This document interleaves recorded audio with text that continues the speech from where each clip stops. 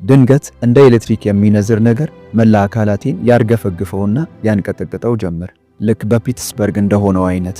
ልዩነቱ ያኔ በፒትስበርግ ዛሬ ደግሞ በቶሮንቶ ከተማ በሚገኘው በወላጆቼ መኖሪያ ፎቅ ውስጥ ባለው መኝታ ቤቴ ውስጥ መሆኔ ብቻ ነበር።